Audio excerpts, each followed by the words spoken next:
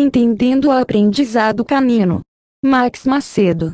É com grande satisfação que podemos presenteá-los com esse pequeno livro, pequeno em tamanho, mas muito grande em termos de solidez de conteúdo.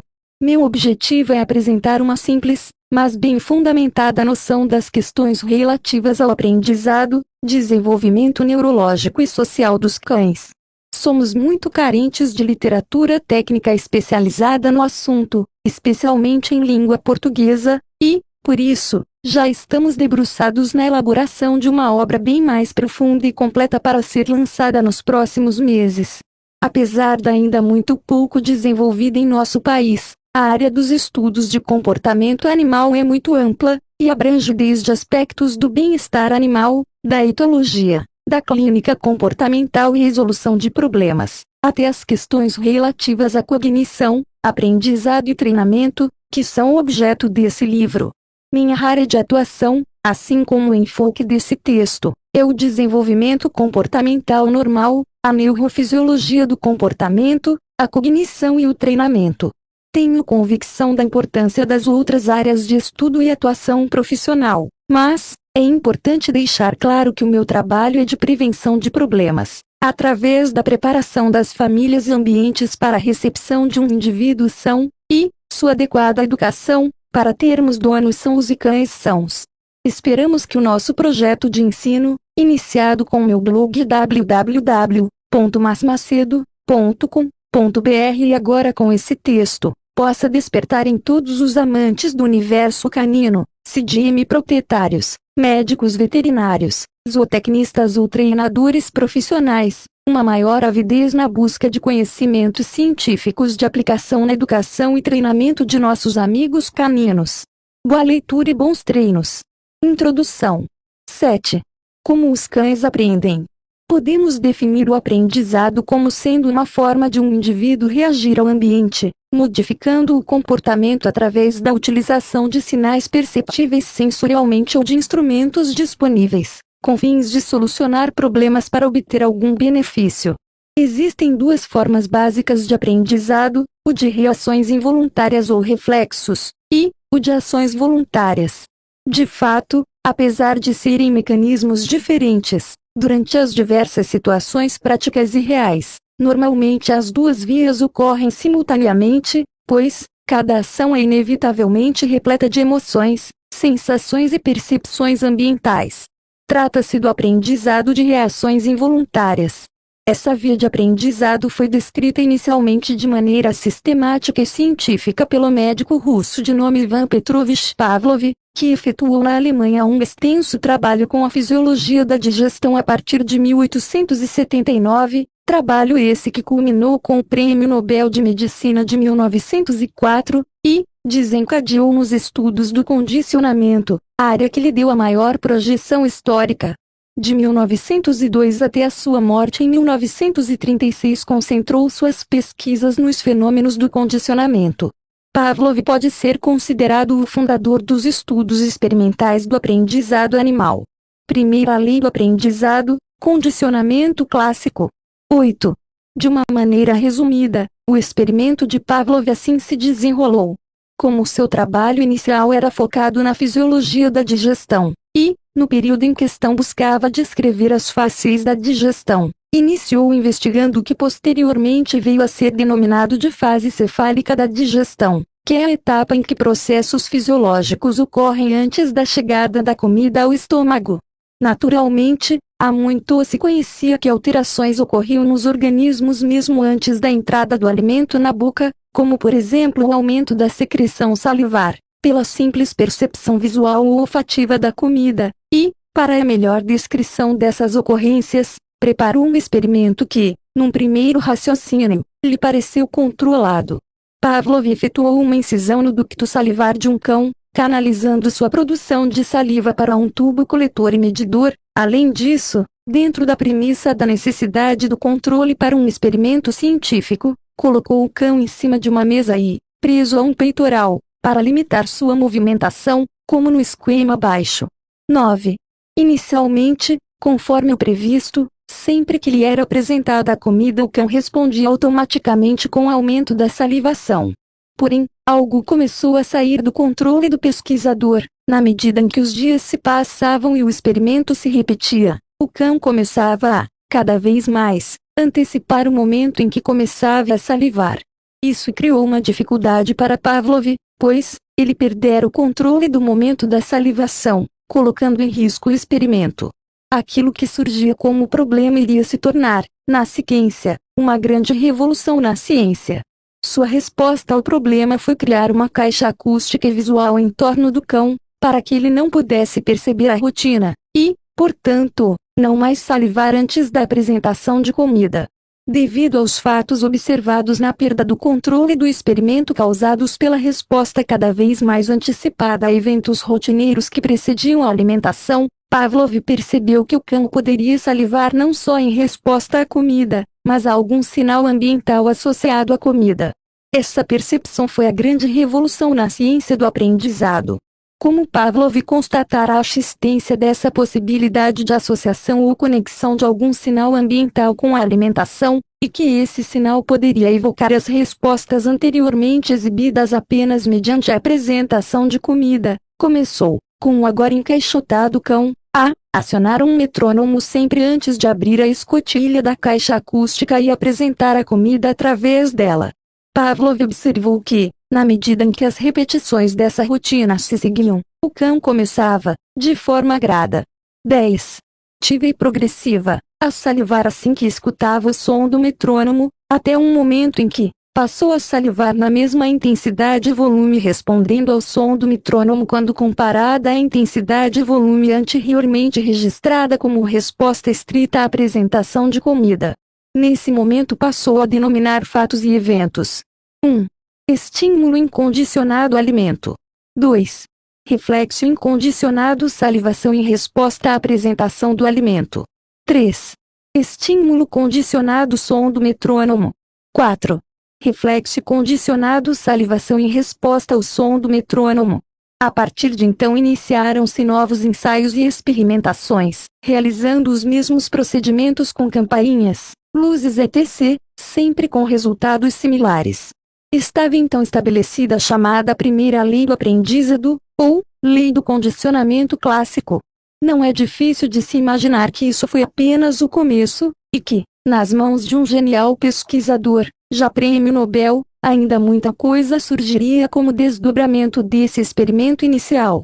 Em outras oportunidades abordaremos as consequências decorrentes dessa constatação inicial. Apesar das demais descobertas sequenciais a estas iniciais serem complexas, para nosso texto, no momento, ateremo-nos apenas às mais simples. Com o passar das repetições, chegou-se a um ponto em que o cão salivava respondendo ao sinal condicionado na mesma intensidade e volume que anteriormente salivava. 11. Apenas em resposta à apresentação de comida, então, Pavlov começou a não mais entregar a refeição após a emissão do sinal, campainha, por exemplo. Ele observou que, com as repetições sucessivas sem a entrega sequencial da comida, o cão começou a, gradualmente e progressivamente, diminuir a intensidade e volume da salivação, até um determinado momento em que, não mais salivou. Pavlov denominou esse fenômeno de lei da extinção, onde todo condicionamento não reforçado tendia a extinguir-se. Segunda lei do aprendizado, condicionamento instrumental. Contemporaneamente a Pavlov, nos Estados Unidos, um psicólogo de nome Edward Lee Thorndike desenvolvia um trabalho que se consagrou como a segunda lei do aprendizado, lei do condicionamento instrumental. Em suma, Thorndike elaborou uma caixa, cuja frente propiciava a visão com o exterior através de uma grade, e, no seu fundo, equipou-o com uma alavanca que, caso acionada, liberava um dispositivo de abertura de sua porta frontal. Dentro dessa caixa colocou um gato, e o deixou por um determinado período sem ser alimentado. Depois de certo tempo apresentou uma vasilha com comida pela frente da caixa gaiola. Inicialmente o gato tentou, sem sucesso, alcançar a tigela com as mãos, através das grades. Depois de muito tentar diretamente, com o passar do tempo, o gato começou a, aleatoriamente, movimentar-se cada vez mais. 12. O experimento foi repetido por sucessivas vezes, e, gradativamente, com o passar das repetições, reduzia-se o intervalo de tempo entre a apresentação da comida e o acionamento da alavanca, até um dado momento em que, ao apresentar da comida, sem nenhuma tentativa de alcance da mesma através da grade frontal, o gato passou a ir diretamente acionar a alavanca existente no lado oposto da caixa. Dessa forma Thorndike constatara que o gato era capaz de aprender a acionar um instrumento indireto, alavanca nos fundos da caixa, para atingir o seu objetivo direto, tigela com comida à frente da caixa. Freneticamente no interior da caixa. Em um determinado momento, ao acaso, o gato esbarrou na alavanca, que liberou a abertura da porta. O gato prontamente saiu e se saciou. Eis um esquema da caixa problema. 13. Na sequência, Thorndike travou a alavanca, de forma que não mais abrisse a porta ao ser acionada.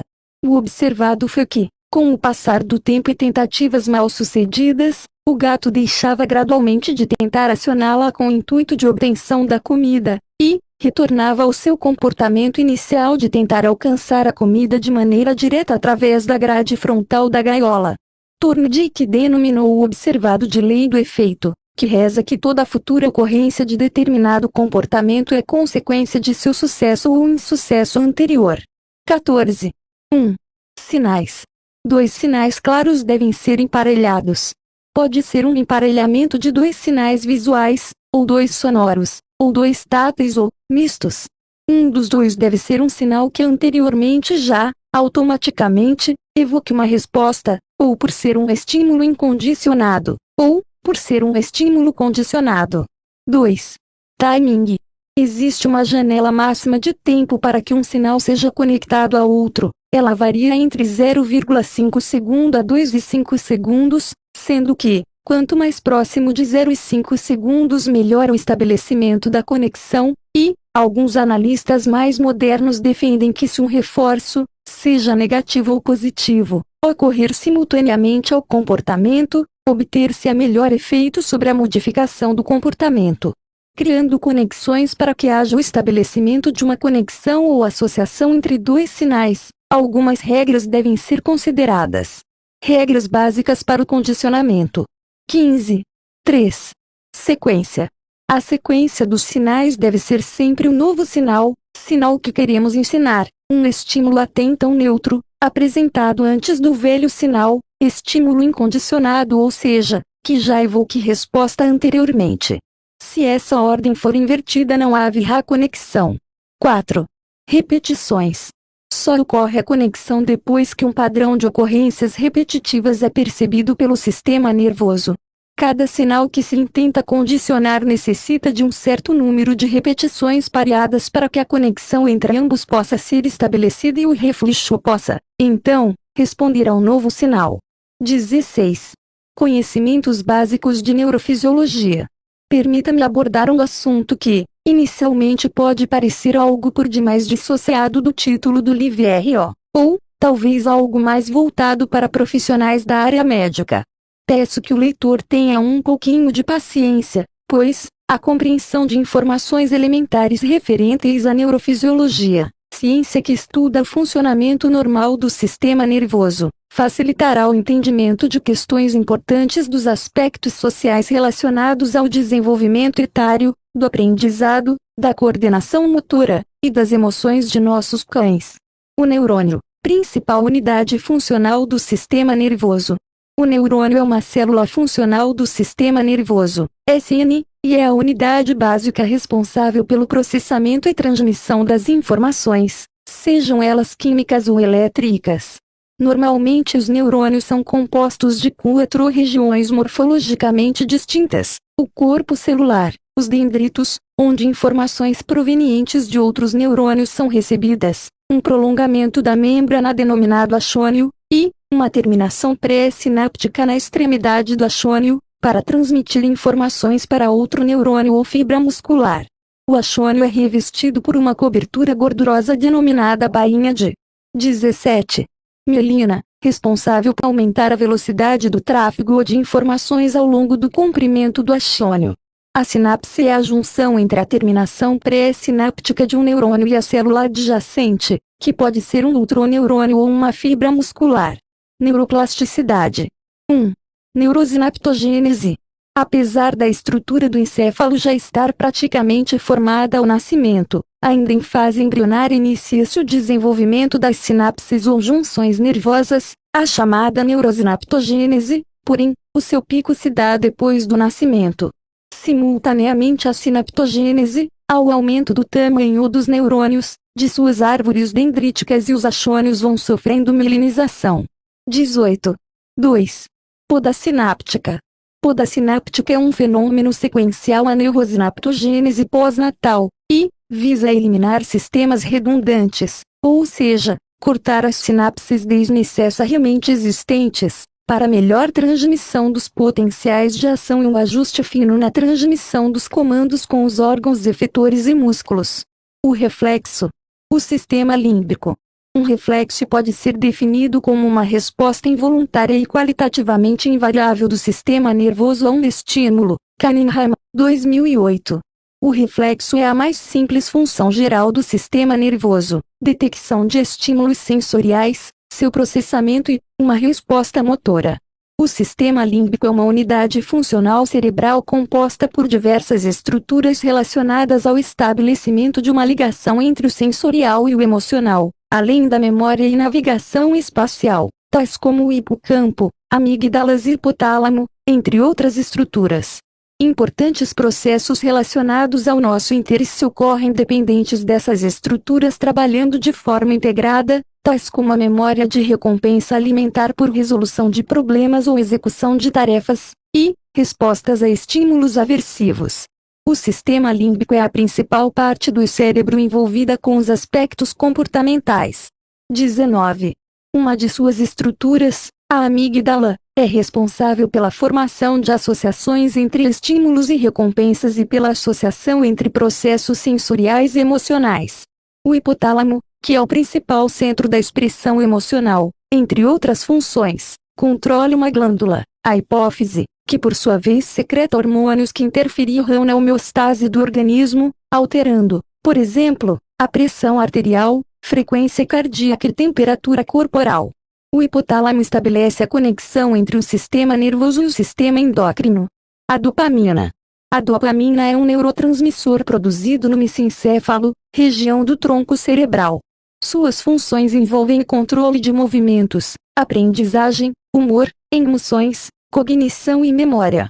Ela exerce um importante papel no mecanismo de comunicação do sistema digestivo com o hipocampo, no sistema límbico, e suas descargas cerebrais. 20. Desencadeadas pela chegada de alimento no estômago, e comunicadas através do nervo vago, nervo que faz a comunicação entre o estômago e o sistema nervoso central, promovem a possibilidade de conexão de causa e efeito no hipocampo e a respectiva criação da memória contextual.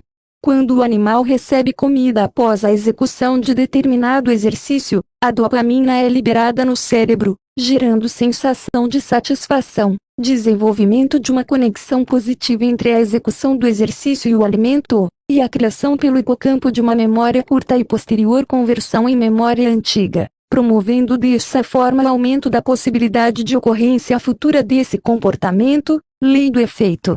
A administração de um antagonista da dopamina durante a execução de exercícios, já condicionados anteriormente utilizando-se comida como recompensa, leva à diminuição da ocorrência da resposta aos comandos até a extinção, lei da extinção, mesmo sendo recompensados, demonstrando assim a participação da dopamina no mecanismo de feedback e integração do sistema digestivo com o sistema límbico e a cognição.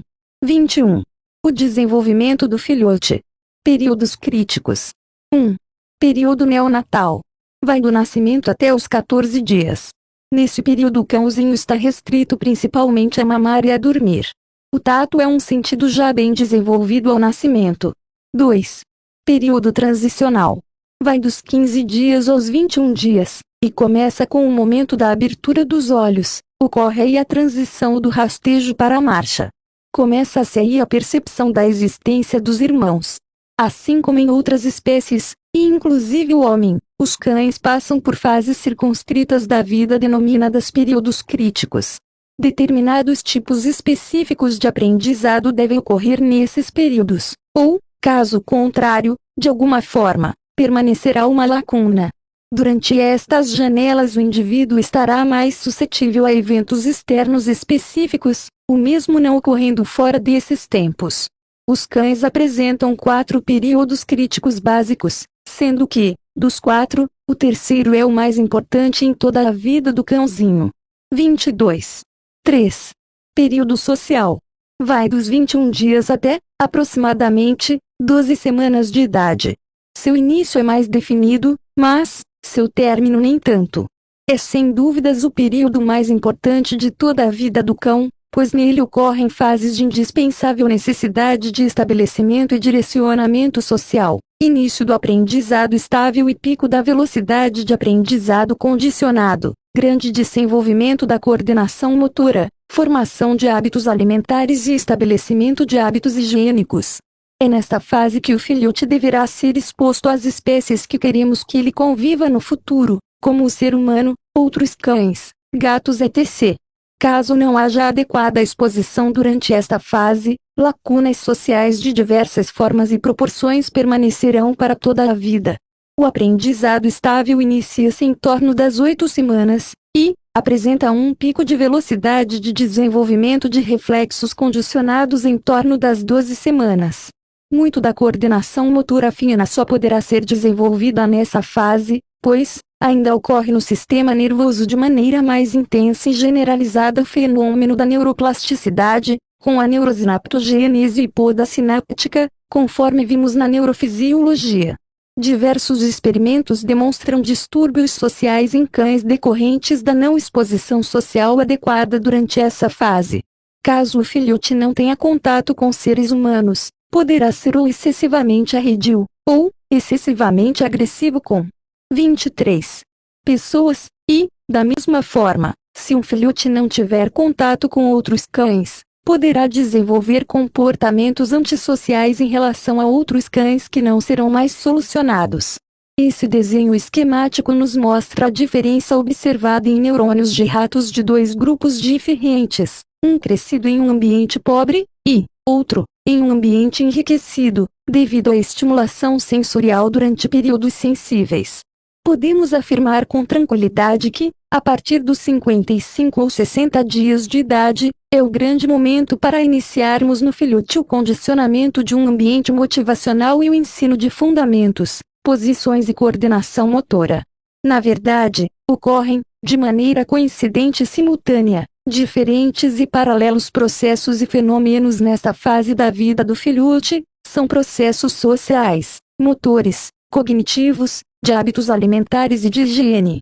O conhecimento de que processos tão importantes têm seu pico nessa faixa etária, nos alerta para a importância e responsabilidade de nos atentarmos de maneira cuidadosa aos nossos cãezinhos durante esse período tão especial para toda a sua vida. 24. 4. Período juvenil. Vai do término do período social, 12 semanas aproximadamente, até a maturidade sexual. Nesta fase o interesse de contato social tende a diminuir em relação ao aumento do espírito de explora-se cedilha maiúsculo O ambiental, que tende a aumentar. A janela social já foi fechada, e, para aqueles cãezinhos adequadamente socializados na fase anterior, faz-se necessário nessa fase apenas uma manutenção regular de contato social, e continuidade dos diversos aprendizados. Nessa fase há uma queda substancial e gradativa da velocidade de estabelecimento de novas conexões. 25. Importância da alimentação para o aprendizado.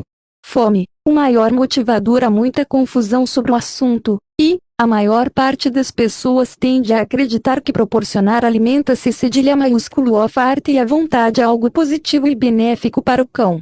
Ao contrário disso, devemos compreender que bem-estar animal deve ser encarado não pela ótica humana e impressão inicial que podemos ter sobre o assunto, ou o que o nosso coração nos inclina a fazer. A real preocupação com o bem-estar deve passar inicialmente pelo conhecimento das reais necessidades do animal, e que estas vão desde nutricionais e físicas, a também psicológicas. Do ponto de vista nutricional e físico não é benéfico para o animal que ministremos a ele alimentação à vontade, e, do ponto de vista psicológico, é altamente prejudicial, assim como a uma criança, que o cãozinho receba tudo o que ele quer, na quantidade e horário que bem entender. Na natureza, o maior catalisador dos processos de aprendizado, por ser o motivador mais importante, é a necessidade de se alimentar. É a busca por alimento que 26. Move o aumento da atividade cerebral, nas tentativas de estabelecimento de conexões e resolução de problemas, e, também, dos desenvolvimentos da navegação espacial, coordenação motora, desenvolvimento muscular e cardiorrespiratório e resiliência física e psíquica às adversidades. Pensem bem que tragédia seria a vida de um lobo que, desde filhote, nunca precisasse sair de seu esconderijo para caçar, pois, todo dia lhe fora oferecido um gordo frango, gratuitamente, que voluntariamente chegava voando em sua toca. Ele tornar-se-ia um indivíduo preguiçoso, fisicamente e psicologicamente, seu cérebro e sistema nervoso e locomotor não se desenvolveriam adequadamente. Da mesma forma devemos enxergar o cão em nossa casa. Criar um filhote recebendo farta alimentação gratuitamente não pode ser racionalmente considerado amor, e sim mimo. A verdadeira receita para se criar um futuro é espoliador. 27. Como criar um ambiente motivador. A importância da motivação. O filhote que criou expectativa de receber alimento, devido à criação de um contexto específico, rotina e hábito, e, nesse contexto atinge suas expectativas, ou seja, recebe o alimento, desenvolve um círculo virtuoso de interesse e prazer nos momentos de alimentação, pois quando recebe o alimento, desencadeia-se a liberação de dopamina e seus efeitos prazerosos. Como consequência, o cãozinho buscará esses momentos com avidez.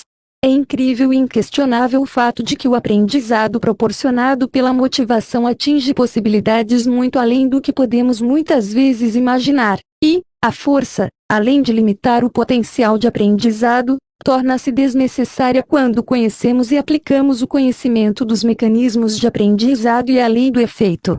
No Brasil ainda é muito presente o pensamento de que o treinamento deve ser iniciado aos 6 meses ou mais.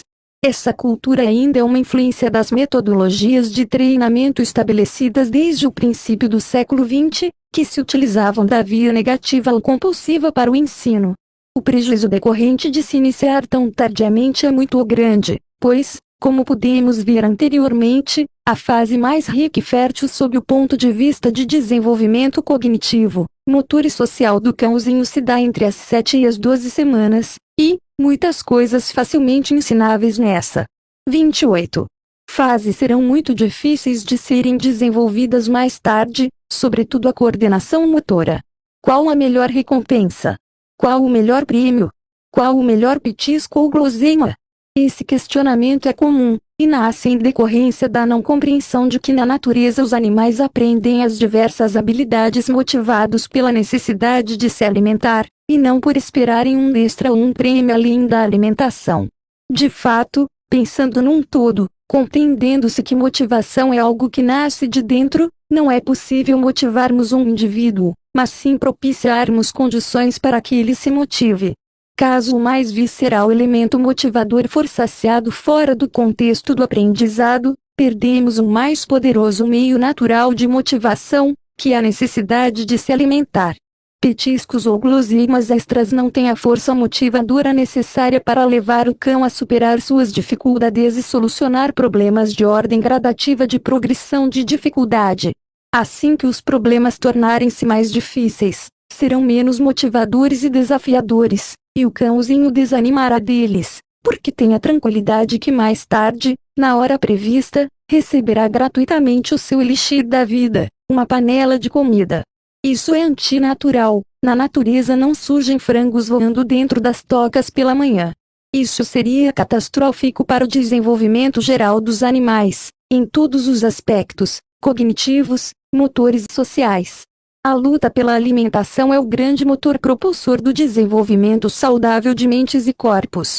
Não temos esse direito de interferir no curso natural das coisas, criando cães mimados. 29.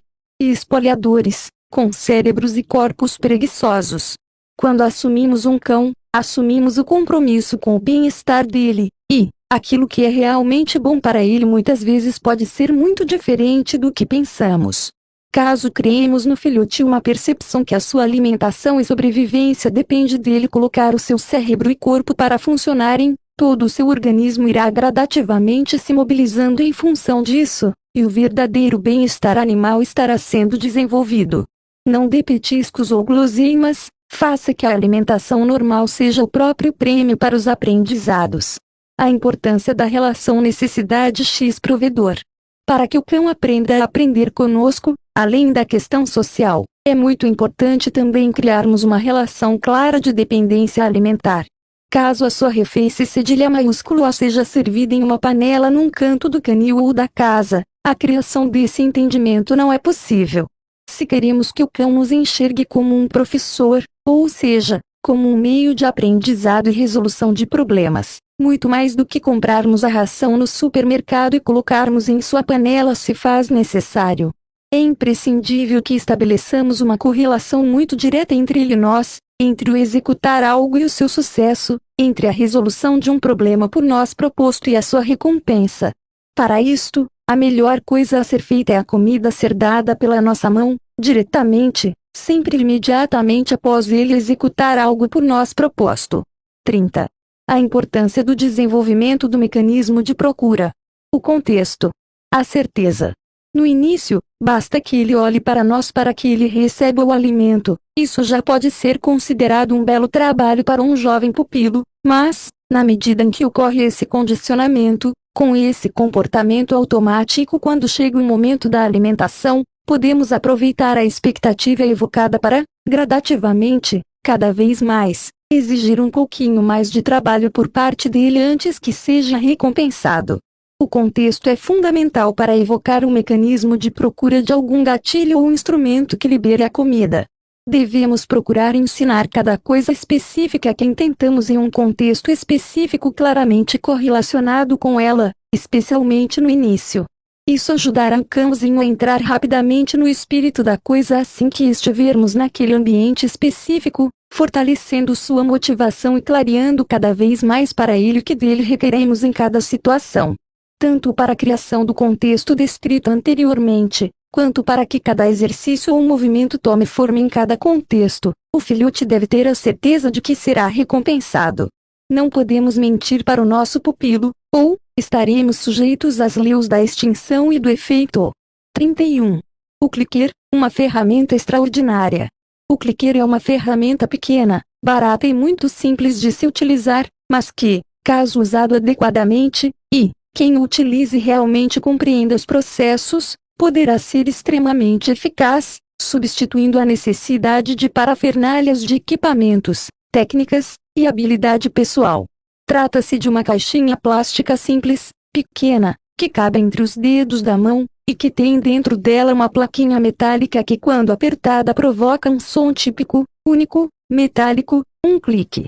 Não se trata de uma metodologia como muitos acreditam ou mesmo propagam, é apenas uma ferramenta que, de maneira muito fácil para nós e mais clara para os animais, a comunicação que o alimento ou a recompensa virá. Ela facilita muito o desenvolvimento e o fortalecimento dos comportamentos que desejamos, e, não por depender do som que o clicker emite, mas do que esse som elicia em termos de expectativa e emoção, devido à subsequente premiação, seja com a comida, seja com a bola, ou algo. 32. Que o cão goste. A função do clicker é basicamente dar ao cão a comunicação exata da vinda da alimentação, facilitando a criação mais precisa de uma conexão de causa e efeito no cérebro, entre a execução e a premiação. Com o clicker temos condições de marcar o comportamento que desejamos com exata precisão, no timing adequado e com uma dose constante, imutável. 33. Controle, o segredo para se ter controle. Por que é tão comum a queixa de que o cão não obedece em determinadas situações ou sai do controle? Nós ensinamos isso a ele. Utilizemos o clássico exemplo de um velho cavalo amarrado a uma cadeira de plástico, ou o de um elefante de circo preso por uma corrente ao chão. Ambos têm força e cedilha maiúsculo A suficiente para arremessar longe os dispositivos que os prendem, e ir para a liberdade. A questão é que, durante tanto tempo, sobretudo durante as fases infantis, permaneceram presos a algo mais forte do que eles conseguiriam se desvencilhar que, Um ciclo de aprendizado foi fechado, e agora não mais acreditam na possibilidade de fuga, ou mesmo que sua tentativa seja compensadora. 34. Trazendo essa lição para os nossos objetivos, devemos compreender que quando vamos passear numa praça ou no campo com um cãozinho sem guia, mesmo que já esteja acostumado a responder ao nosso chamado, em algum momento poderá surgir algo que desperte o seu interesse, por algum motivo o chamamos. Ele não vem porque está muito mais interessado naquilo que ele está observando, e, come-se cedilha maiúsculo a perceber aos poucos que não está sob nosso controle. Por isso, uma dica importantíssima, até que um cãozinho não tenha aprendido perfeitamente a responder a um comando qualquer ou um chamado, não provoque o seu aprendizado de perda de controle, não perca o seu controle, nunca retire a guia. 35. Motivação mais responsabilidade igual a cão educado, feliz e confiável. Caso o cão tenha certeza de que determinado comportamento solicitado trará um grande benefício para ele, que, além disso, não existe a possibilidade de não executá-lo, controle, pois só tem essa alternativa, e haja uma perfeita comunicação entre o ser humano e ele, ficando claro o que dele queremos naquela circunstância, teremos a tranquilidade de que ele irá responder ao nosso comando, de maneira feliz, sem conflitos e exatamente quando solicitamos. 36. O método do contato, um sistema fácil para o cão e divertido para o proprietário ou treinador. O que será abordado agora é apenas parte de um complexo programa de ensino desenvolvido pelo genial treinador belga Bart Bellon, denominado método do contato. Existem infinitos propósitos e possibilidades diferentes de se ensinar algo a um cão, definitivamente não existe uma técnica ou método mais correto ou melhor. Naturalmente todas as técnicas, inevitavelmente, e de alguma maneira, passam obrigatoriamente pelos mecanismos de aprendizado relatados anteriormente. Dominando a compreensão dos mecanismos de aprendizado e de como os instintos funcionam, e, conhecendo bem o cão que deseja se treinar, qualquer um é capaz de desenvolver um sistema de ensino particular. Contudo, irei ensinar aqui uma maneira bem didática e prazerosa de se treinar o cão a executar determinados exercícios. Apenas uma das diversas maneiras existentes de nos comunicarmos com nossos cães. 37. Na maior parte dos diversos propósitos, queremos não apenas ensinar o cão a responder comandos, mas, principalmente, responder a comandos verbais, o que é o mais difícil para ele, pois, não é dotado desta capacidade de processamento na mesma medida em que o ser humano, devido às características anatômico-funcionais do seu sistema nervoso. A partir do conhecimento de que o tato é um sentido já bem desenvolvido ao nascimento, fica fácil o entendimento que ele pode ser o primeiro utilizado em uma linha didática sucessória de formas de comunicação com o nosso cão. Ainda explorando a pele como principal órgão sensorial, e a facilidade de se compreender a comunicação tátil, um novo degrau dentro da suave linha sucessória de transferência de codificações de comunicação rumo aos nossos objetivos pode ser a comunicação através da guia, também denominada de contato mecânico. Organizando em nossa mente um método compreensível de ensino, em escala gradual e progressiva de níveis de dificuldade, porém muito suave em termos de transições, podemos estabelecer um programa que inicia-se no mais fácil e termina no mais difícil, que é o nosso objetivo, a comunicação verbal com nossos cães, ou, os comandos verbais. 38. Os filhotes já apresentam infindáveis comportamentos inatos, e, cabe a nós, escolhermos quais serão reforçados positivamente para que aumentem sua ocorrência. Se ele já compreendeu que a comida provém única e exclusivamente de seu professor, que tem que lutar por ela, e, se um contexto motivacional já foi criado, onde assim que ele entra já demonstra comportamento de procura, está apto agora a entrar em um programa de ensino, que deve ser dividido em diversos processos paralelos, de locais referências premiáveis, de coordenação motora, de cognição e fundamentos. Nesse e-book abordaremos apenas um desses processos, o dos 3 fundamentos ou posições básicas. E por que 3 posições fundamentais? Porque o sentado, o deitado e a estação, de pé nas 4 patas. Simples, primeiramente porque são a base estática para todos os demais exercícios e movimentos, e, em segundo lugar, Devem ser 3 posições porque como intentamos ensinar comandos para cada posição, isso obriga o cão a discriminar ou diferenciar cada código associado a cada posição, pois, caso fossem apenas 2, como o sentado e deitado, por exemplo, sempre depois do sentado só pode vir o deitado, e vice-versa. Se forem 2 o cão tenderá a decorar uma sequência de troca de posições, e não o comando verbal em si. Como falado anteriormente, o cãozinho já expressa de origem inata essas posições, porém, após a seleção desse repertório através do reforço positivo, iremos a partir de agora ensinar que códigos que emitirmos deverão ser respondidos pelo cão com as respectivas posições, através do estabelecimento de conexões. A utilização de uma caixa de codificações graduais até o objetivo. 39. Referência a uma mesa pedagógica poderá facilitar esse processo de ensino. A base motivacional é o princípio de tudo.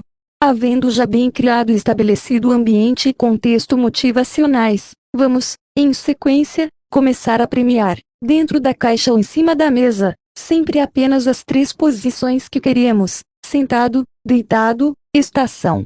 Vamos então, a partir de agora, estabelecer um ponto fixo com a mão direita cheia de ração, não permitindo que o cão alcance-a, permanecendo, apenas, observando fixamente e atentamente. Com o clicker na mão esquerda, clicamos e premiamos por diversas vezes, sempre que o cão trabalhar, ou seja, prestar atenção na mão, por períodos curtos e variados de tempo. Com cuidado, gentilmente, tocamos com o dedo indicador da mão esquerda, a que porta o clicker, um dos pontos de contato, FG01, de maneira bem gentil, sem exercer pressão, apenas um levíssimo incomodo.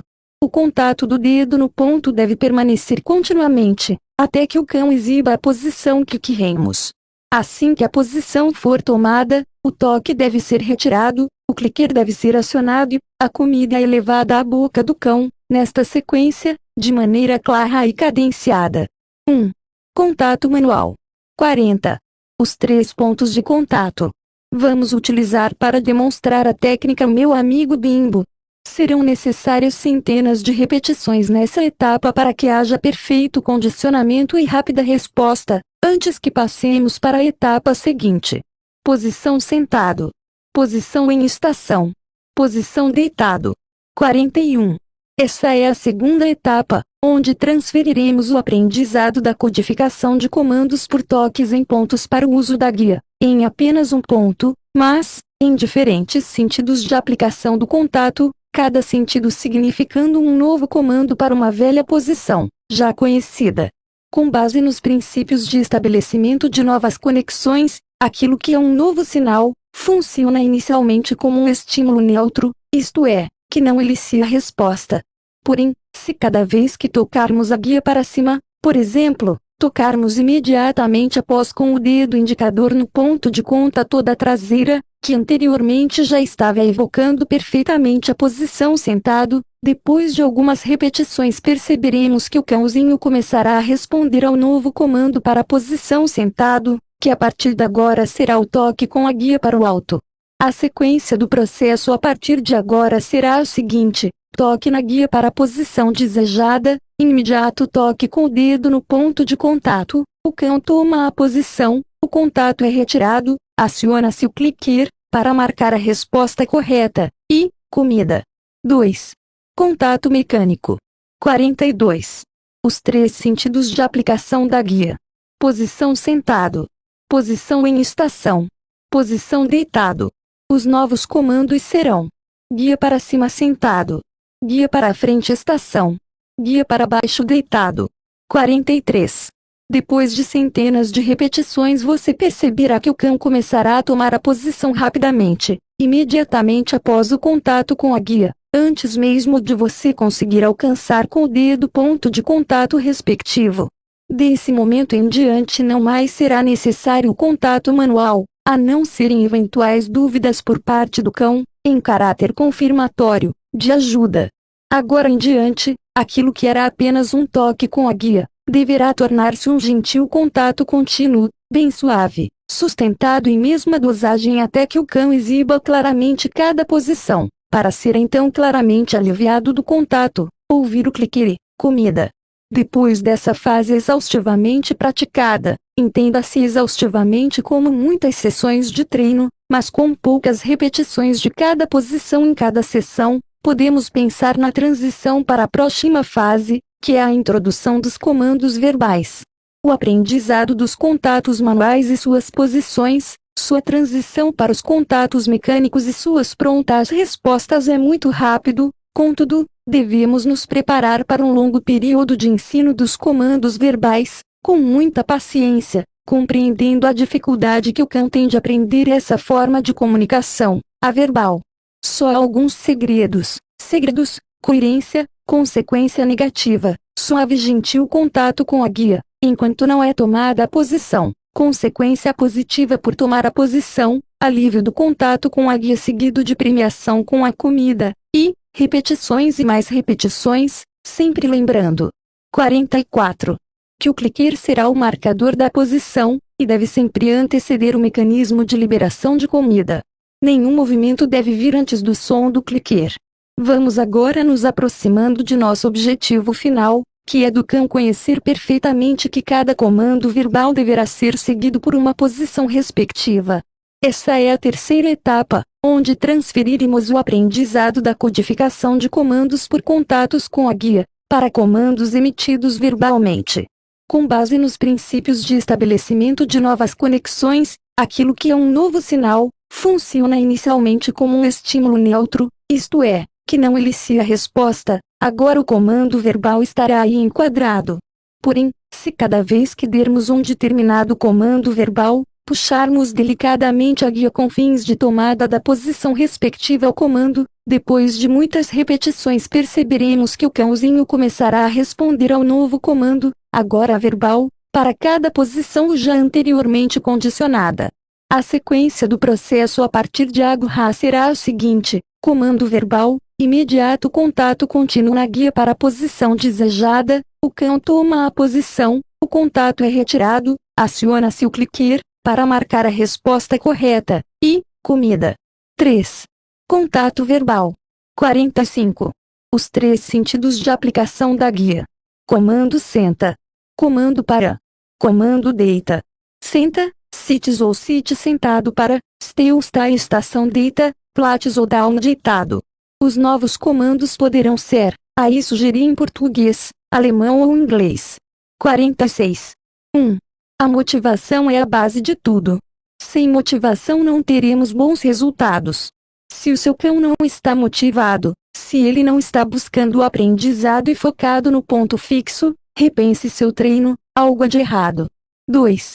Cada sessão de treino deve ser curta e se resumir em atingir os propósitos de ensinar algo ao cão, enquanto estiver no pico de motivação.